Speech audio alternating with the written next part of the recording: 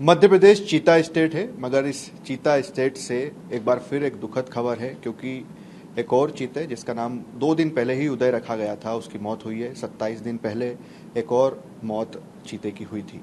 क्या कुछ कारण रहे हैं? हमारे साथ बातचीत करने के लिए पीसीसीएफ जीएस चौहान सर हैं, उन्हीं से समझते हैं। सर, क्या कुछ कारण रहे हैं दूसरे चीता की भी मौत हुई? दूसरे चीता जो उनकी डेथ हुई है, इसके कारण तो अभी जब पोस्टमार्टम रिपोर्ट आने के बाद ही मालूम चलेगा।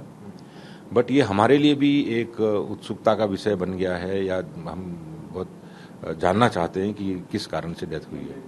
बिकॉज ये एक दिन पहले तक ये सामान्य व्यवहार में देखा गया था, और कल सुबह 9 बजे जब इसको देखा गया कि ये गर्दन झुका के चल रहा है और मतलब थोड़ा सुस्त है, उसके बाद से और 4 बजे ये खत्म हो गया ट्रीटमेंट के दौरान। तो ये चीज जानने, मतलब ये हम भी जानना चाहते हैं, बहुत जानने के लिए बहुत उत्सुक हैं कि ये रीजन हमको पता चले क्या कारण है।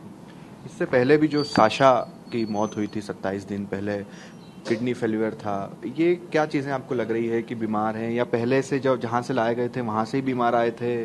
क्या कुछ है इसमें? नहीं, देखिए, सासा का तो हम ये कह सकते हैं कि पहले भी उसको प्रॉब्लम थी, लेकिन इस एनिमल में तो कोई इशू नहीं था। अभी जितने दिन से यहाँ पे लगभग 2 महीने से ज़्यादा हो चुका है इनको, 18 फरवरी को आए थे ये, लेकिन अभी तक बिल्कुल नॉर्मल बिहेवियर था, नॉर्मल खाना, नॉर्मल हर चीज़ नॉर्मल है ना। कल जब उसको छोटे बाड़े में ले जाते समय पूरी बॉडी का भी चेकअप हुआ, उसमें कोई इंजरी नहीं है, कोई किसी तरह का एबनॉर्मलिटी नहीं दिखती है।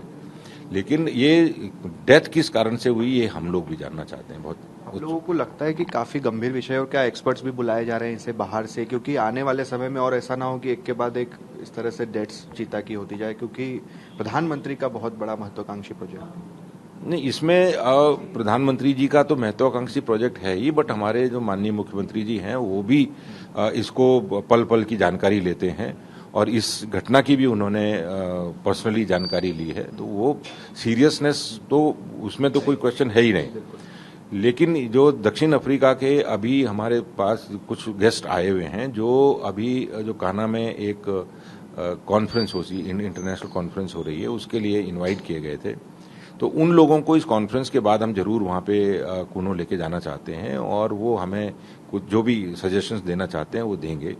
और अभी भी जो हम नामीबिया के जो एक्सपर्ट हैं और जो साउथ अफ्रीका के एक्सपर्ट हैं, उनसे लगातार संपर्क में रहते हैं। जब कभी भी कोई ऐसी सिचुएशन आती है तो उनके लगातार संपर्क में हम लोग रहते हैं। आपको लगता है सर इसमें किसी तरह की कोई लापरवाही भी बरती गई हो, या किसी तरह की कोई इंक्वायरी की भी जरूरत है? इंक्वायरी की जाए कि आखिरकार क्या कुछ कारण रहे? मुझे ऐसा नहीं लगता है, बिकॉज वहाँ पे जो मॉनिटरिंग प्रोटोकॉल है वो न केवल मॉनिटरिंग स्टाफ, बल्कि उनके जो पर्यवेक्षक अधिकारी हैं, वो लोग, उनकी भी नजरें उनके ऊपर रहती है।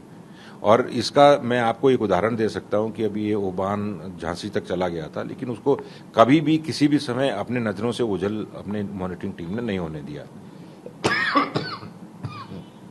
सॉरी। तो मॉनिटरिंग उसमें मुझे ऐसा नहीं लगता कि कोई इसमें लापरवाही होगी और कुछ इस तरह। अगर ऐसा कुछ होगा तो हमारे वरिष्ठ अधिकारी वहां पर जो है, सीसीएफ हैं, डीएफओ हैं, तो वो रिपोर्ट करेंगे उसको। दूसरा सर, ये जो आपने चीते का जिक्र किया, पवन भी जो है वो माधव नेशनल पार्क की ओर भी गया था।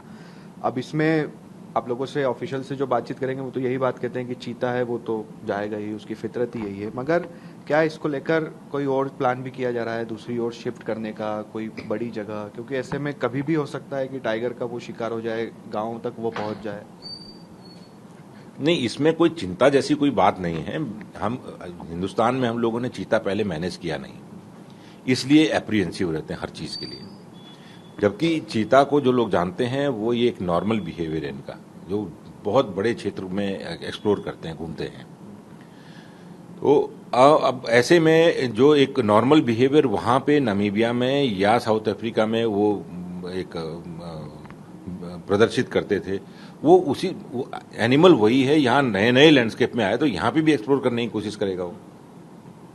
तो उसमें कुछ ऐसा कोई अनयूजुअल हमको नहीं दिखता है, निहायत एक नेचुरल बिहेवियर है उनका जी। क्योंकि कई बार हमने देखा है ग्रामीणों ने उसके वीडियो बनाए हैं, वहां तक वो पहुंचा है।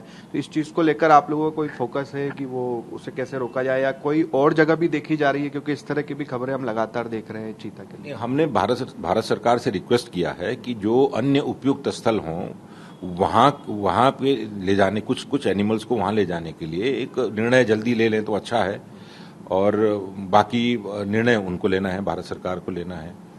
अब अगर निर्णय ले लेते हैं बहुत अच्छी बात है, नहीं होता तो हमको यहाँ पे तो कूनों में रखना ही होगा उनको। एक आखिरी सवाल सर, जो चीता है उसके लिए क्या कोई अलग से डॉक्टर होता है, या जो नॉर्मल होते हैं डॉक्टर्स जो सभी जानवरों को एक तरह से देख लेते हैं वही इसकी देखरेख भी करते हैं? नहीं, देखिए, ये तो वेटनरी की डॉक्टर्स की जो ट्रेनिंग होती है वो लगभग एक जैसी होती है, लेकिन वाइल्ड लाइफ, क्योंकि अभी तक जितने जो हिंदुस्तान में जो वेटनरी हॉस्पिटल्स हैं या वेटनरी कॉलेजेस हैं, वेटनरी यूनिवर्सिटी हैं, उनकी जो ट्रेनिंग होती है वो ट्रेनिंग अपने जो डोमेस्टिक लाइफ स्टॉक है और जो डोमेस्टिक जो एनिमल्स हैं उनको केंद्रित होके होती है, जिसमें वाइल्ड लाइफ का इनपुट बहुत कम जगह होता है। तो ये अनुभव से आता है। जब वो जैसे हमारे जो टाइगर रिजर्व्स में 20-20, 22-22 साल से हमारे जो वेटनेरियंस काम कर रहे हैं, तो अभी दुनिया के किसी भी वेटनरी डॉक्टर के समकक्ष है। वो बहुत अच्छा ज्ञान वो टाइगर्स के बारे में रखते हैं, जो मुझे लगता है कि संभवतः जो इतने एक्सपीरियंस डॉक्टर्स वहाँ के साउथ अफ्रीका के होंगे वो भी शायद टाइगरों के बारे में इतना ना रखते हों। तो ये केवल एक प्रैक्टिस की बात है, और एक एनिमल को आप जैसे ऑब्जर्व करते हो, जैसे ट्रीटमेंट देते हो, उसको हैंडल करते हो, तो उससे वो एक्सपर्टीज धीरे धीरे आती है, जो हमारे वेटनेरियंस बहुत अच्छे से जानते हैं, कि अपनी लिमिटेशन जानते हैं। अगर कोई भी किसी तरह की कोई सिचुएशन ऐसी पैदा होती है तो वो जरूर उनसे संपर्क करते हैं, जैसे नमीबिया में और दक्षिण अफ्रीका के एक्सपर्ट लोगों से। तो ये काफी गंभीर और चिंता का विषय है। हालांकि तमाम बड़े अधिकारी भी इस बात को जानने के लिए काफी उत्सुक हैं कि इस चीते की इतनी देखरेख करने के बाद भी आखिरकार मौत कैसे हो गई। कैमरा पर्सन मुकेश के साथ शुभम गुप्ता, TV9।